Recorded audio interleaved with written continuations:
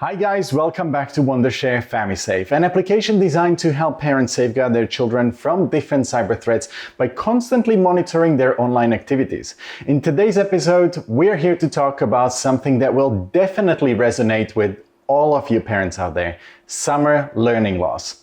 For those of you who are not really familiar with the term, though I'm positive you actually know what I'm talking about, summer learning loss, or summer slide as it is sometimes referred to, is the loss of academic skills and knowledge over the course of the summer holidays in countries with lengthy breaks in the school year, such as the US, Canada, or even here in Spain, where summer break is up to 10 weeks long. Now, if you're a parent and you have a child who's still in school, I have no doubt you know exactly what I'm talking about.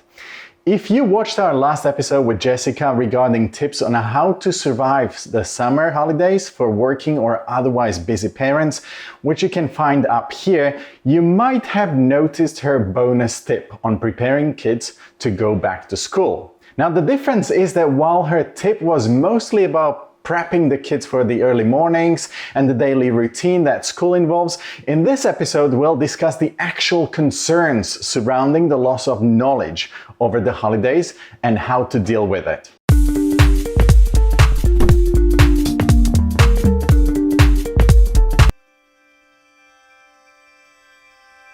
The concerns surrounding the idea of students losing academic ground during the summer holidays go back at least a century, with the earliest evidence suggesting that summer contributed to large disparities in performance and outcome of students.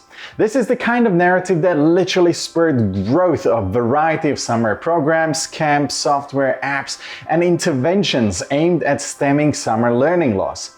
So let's look at this analytically. What do we actually know about summer learning loss? In recent studies, researchers used MAP growth data to document student learning patterns during the summer period. Now, the first study, entitled Schools Out: The Role of Summer in Understanding Achievement Disparities, was recently published in the American Educational Research Journal and examined the magnitude and variations in summer learning loss across American elementary grades. The study found that the average loss per student amounted to about 17 up to 34% of the prior year's learning gains during summer break. But even more importantly, this idea and the data actually pointed to the fact that students who lose their academic ground in one summer are more likely to lose ground in the subsequent summers too. Now, if you were to judge things by these studies alone, nobody could blame you if you felt concerned. So how much learning is lost if we were to consider specific subjects, for instance? Well, studies generally suggest that kids may lose anywhere between 25 to 50% of their school year gains in mathematics. Put it another way, the average kid may lose over 2 months worth of mathematical knowledge over the summer, which is incidentally also the length of summer holidays for most of the countries in the world. But mathematics and sciences are not the only subject that can get affected. Kids can just as easily backtrack in language skills too, including reading, writing, and spelling. And honestly, this is one thing that, for instance, my wife and I are always concerned about during the summer, especially now in the early years after moving to Spain with kids attending a public Spanish school.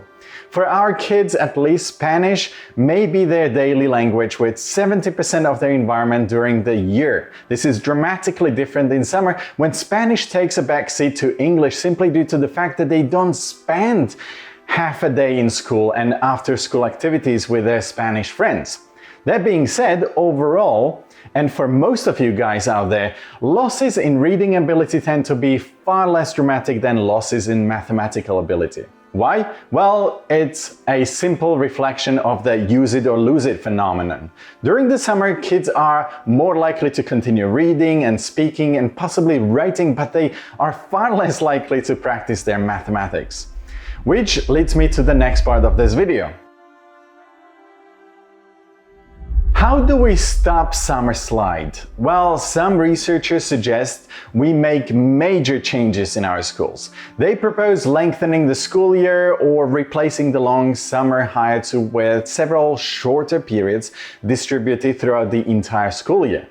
Now, this obviously would not work in many countries, especially the hotter countries around the world.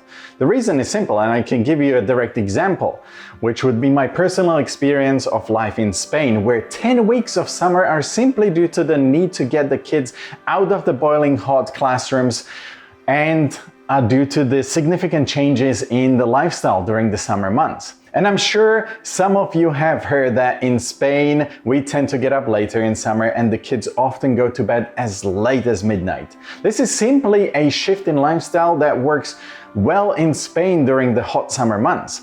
So obviously a shift in school policies may not work everywhere, and wherever it would work, we don't have to wait for such changes to help our children. Nor do we have to turn summer into a time that is regimented, structured, full of learning sessions. After all, this is the best time of the year for them. This is the time of enjoyment and creating some of the most memorable moments in their young lives. For this reason, we at FamiSafe have decided to put together a slightly different quick list of helpful tips to lessen the effect of summer slide without sacrificing summer fun. Summer reading is important, but it doesn't always boost skills. So when selecting books, make sure your child is excited by the content. But you also want reading material that will challenge your child's skills, introduce some new words and ideas. For instance, my eldest son, Enzo, loves Minecraft. Sometimes I feel like he's obsessed by it, but this offered us an amazing opportunity to get him into reading some proper books. So we bought him a few novellas based on Minecraft and he devoured them and asked for more. And this is a boy who was never into reading proper books. Now we've introduced similar books, but with a larger range of vocabulary to challenge him. But the key thing is that he is excited by the content and by the subject of these books. It's unlikely that most kids will spontaneously practice the sort of skills that will prevent learning loss in mathematics. I mean, just thinking about it probably makes you feel like it's an impossible dream. But this is a summer activity. You don't have to hold daily lessons. It's not about turning the summer into tedious series of math drills, no matter how many times you'll hear that mathematics is all about practice. Instead, try games and puzzles that help kids develop the logic that is often necessary in mathematics. Get them to play card games, chess, or even computer games that focus on these sort of skills, such as Dragon Box numbers, which help kids aged 4 to 8 develop intuitive understanding of numbers through gameplay. And if you want to be practical, get them to do shopping with you. When you're at the till, get them to calculate the money and pay. Work out the weight of ingredients when baking their next cake. If you really think about it, there are so many opportunities for practical mathematics in our daily lives that we take for granted that would really help your kids bridge the long summer break.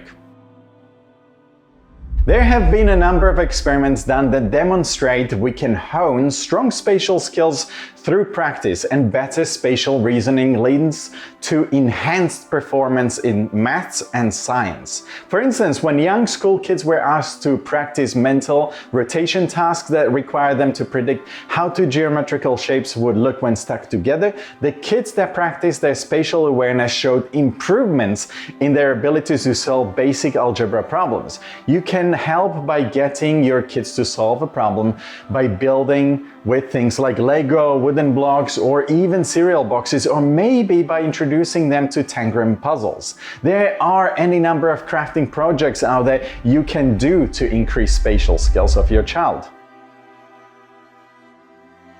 The summer is the perfect time to take your kids to museums, zoos, and nature sites.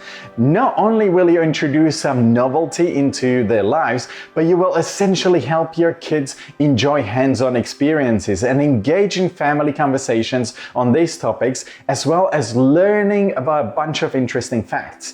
It's been proven a number of times that kids learn far more from museum experiences, especially when they engage in hands-on activities, than learning about the same things from books or TV.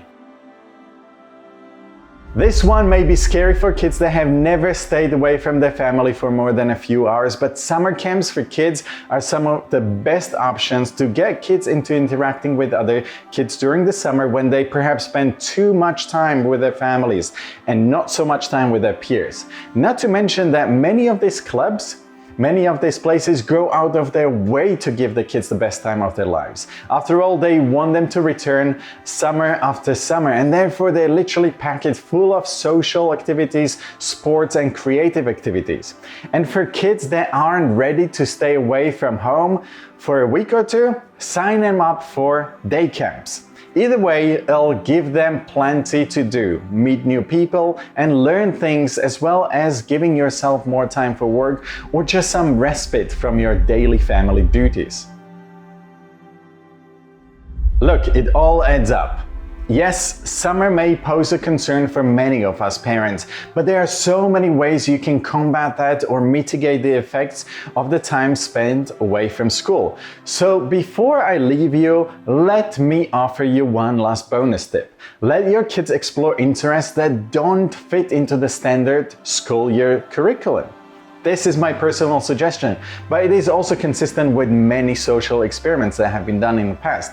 Many students are often bored in schools by the subjects that don't necessarily connect with their interests until one day they discover an academic subject they feel really passionate about. Such discoveries can change lives, quite literally, but many people never make them.